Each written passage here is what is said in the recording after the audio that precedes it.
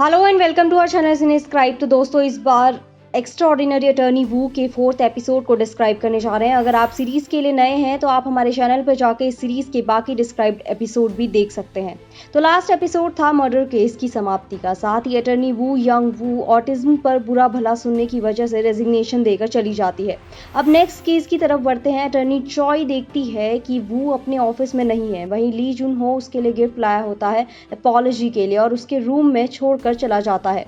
वहीं senior attorney मुंग सियो की नज़र एक फाइल पर पड़ती है और वो वू यंग वू का रेजिग्नेशन देखता है। इधर वू यंग वू अपने डैड के साथ गिम्बाप रेस्टोरेंट में ब्रेकफास्ट कर रही होती है। तभी उसकी बेस्ट फ्रेंड डोंग जियोरामी आती है। वो थोड़ी परेशान लगती है। वो बताती है कि उसे अपने डैड पर गुस्सा आ रहा है कि उसने अपने भाइयों पर इतना विश्वास करके एक वियर्ड सा मेमोरेंडम साइन कर दिया है। वो एक ऐसा मेमोरेंडम था जिसमें उसके डैड को लैंड कंपनसेशन उसके अंकल्स के साथ शेयर करने होंगे। दरअसल गांगवा 2 में वू यंग वू की बेस्ट फ्रेंड के राइस की खेती होती है और ये जमीन उसके ग्रैंडफादर की है। जब डोंग जियो के ग्रैंडफादर चल बसे तो उन्होंने ज़मीन अपने सबसे छोटे बेटे यानी कि डोंग जियो के फादर डोंग डोंग सैम के नाम कर दी थी। फिर वहाँ डेवलपमेंट होने लगी तो गवर्नमेंट ने उस ज़मीन का 10 बिलियन कंपनसेशन दिया, लेकिन उसके डैड ने इस कंपनसेशन मनी को तीनों भाइयों में बांटने का प्रॉमिस किया। अब वो कर्ज में आ गए हैं।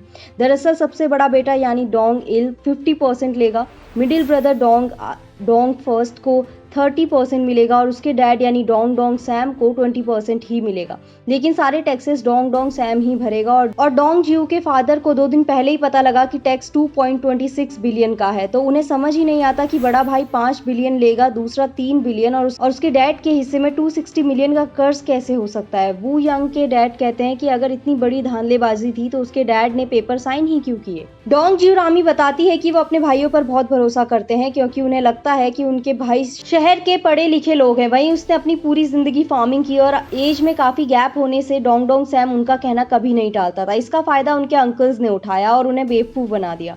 यंग वू की दोस्त उससे केस लड़ने को कहती है बट वो आगे बताती है कि उसने जॉब छोड़ दी है, वो अब अटर्नी नहीं रही।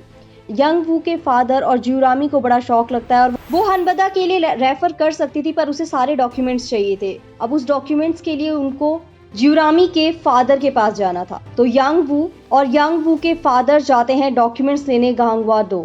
बड़े सालों बाद तीनों वापस से अपने गांव जा रहे थे। यंग वू और उसके फादर को सियोल आए हुए 7 साल हो चुके हैं। स्कूल टाइम में यंग वू को बहुत बुलिंग सहनी पड़ी थी। एक बार जब क्लास में टीचर से वू यंग को थप्पड़ पड़ा था तब आई डोंग जियोरामी जिसने उन सब को मजा चखाया जिन्होंने यंग वू के साथ प्रैंक किया। बस उसके बाद से दोनों बेस्ट बडीज हो गए थे। तभी वो लोग वहां पहुंच जाते हैं और डोंग जियोरामी की फैमिली से मिलते हैं, जहां यंग वू को पता चलता है कि डोंग डोंग सैम से उनके बड़े भाई ने कहा कि प्रॉपर्टी के हिस्से में बड़े भाई को ज्यादा मिलता है, बीच वाले को उससे कम और सबसे छोटे को सबसे कम पैसा मिलता है। अब ये केस क्रिमिनल लॉ लगाकर नहीं बल्कि सिविल लॉ से सॉर्ट आउट हो सकता था। उसकी इंटेलिजेंस देखकर सब काफी इंप्रेस होते। इसके लिए जियोरामी के डैड को उन पर केस करना था, लेकिन डोंग डोंग सैम अभी भी उन पर केस करने पर थोड़ा हिचकिचा रहा था, जिसपे उसकी बेटी जियोरामी बहुत नाराज होती है। तब वो मान जाता है पर केस लड़े कौन। वू यंग वू तो जॉबलेस थी। फिर भी अपनी दोस्त के लिए यंग वू जियोरामी को हनबदा भेजकर सीनियर अटर्नी से केस के बारे में बताकर उनसे केस लड़ने को कहती। बट म्यूंग सुंग वू यंग वू को निकालना नहीं चाहते थे, इसलिए वो यंग वू को कहते हैं कि केस बहुत कॉम्प्लिकेटेड है, अगर लड़ना है तो वही इसकी अटर्नी बने वरना कंपनी ये केस नहीं लेगी। इस पे यंग वू वापस से अटर्नी हनबदा ज्वाइन कर देती है। इधर जियोरामी समझ जाती है कि ली जुन हो यंग वू को बहुत पसंद करता है। वहीं कोर्ट में अपने ही भाई के सामने दोनों ब्रदर्स अपनी ही बात से मुकर जाते हैं, जिससे डोंग डोंग सैम को बहुत दुख पहुंचता है। अब उस दिन तीनों भाइयों के बीच की कॉन्वर्सेशन का एविडेंस या कोई गवाह चाहिए था, पर उस मोमेंट की कोई रिकॉर्डिंग नहीं थी सिवाय उनके यहाँ कुछ काम करने आए एक पड़ोसी के अलावा, जिसकी आदत थी लोगों के घरों की बातें सुनने की। सब बड़ी उम्मीद से उसके पास जाते हैं। पहले तो वो कबूल नहीं करता बट फिर वो एज अ गवाह कोर्ट में पेशी के लिए हाँ कर देता है, क्योंकि उसने उस दिन उन तीनों के बीच की डील सुनी थी। नेक्स्ट टाइम जब दोनों ही पार्टीज कोर्ट में मौजूद थी वहाँ वो पड़ोसी गवाह भी आखिरकार मुकर गया और डोंग डोंग सैम के भाइयों की साइड ली। अब केस वू यंग वू के हाथ से फिसल रहा था क्योंकि सबसे इंपॉर्टेंट तो वो रिटन एविडेंस था जिसपे डोंग डोंग सैम ने साइन किए थे। तभी वू यंग वू को एक आइडिया आ जाता है कि एविडेंस ला नहीं सकते बट एविडेंस बनाया तो जा सकता है। बस फिर क्या था, जियोरामी और डोंग डोंग सैम अपने डैड की बरसी में जाते हैं जहाँ दोनों भाई उनकी पूजा कर रहे थे और वहाँ जाकर जियोरामी सीन क्रिएट करती और बाप बेटी मिलकर दोनों को उकसाने की कोशिश करते हैं और बात हाथापाई पर उतर जाती है और वो गुस्से में दोनों जियोरामी और डोंग डोंग सैम पर हाथ उठा देते हैं। डोंग डोंग सैम की बीवी पुलिस बुलवा लेती है। बस फिर क्या क्या था? कोर्ट में वू यंग वू साबित करती है कि सिविल लॉ के अंतर्गत अगर गिफ्ट कॉन्ट्रैक्ट साइन करने के भीतर या बाद में अगर गिफ्ट देने वाले व्यक्ति के साथ हाथापाई होती है या उस पर हमला होता है तो गिफ्ट कॉन्ट्रैक्ट कैंसिल हो सकता है।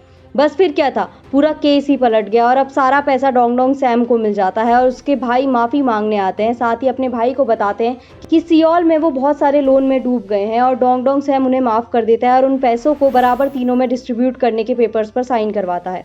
और फाइनली अटर्नी वू यंग वू बहुत खुश होती है। इधर कुछ महीने पहले जब यंग वू को कहीं भी जॉब नहीं मिल रही थी ऑटिज्म की वजह से, तब हनबदा की सीईओ हान सी योंग वू यंग वू के फादर से मिलने आई थी। दरअसल ये दोनों ही कॉलेज फ्रेंड हुआ करते थे। वो इसलिए उससे मिलने आई थी क्योंकि यंग वू का फादर ग्वांग हो को पता ही नहीं था कि हान सियों यंग हनबदा की सीईओ हैं।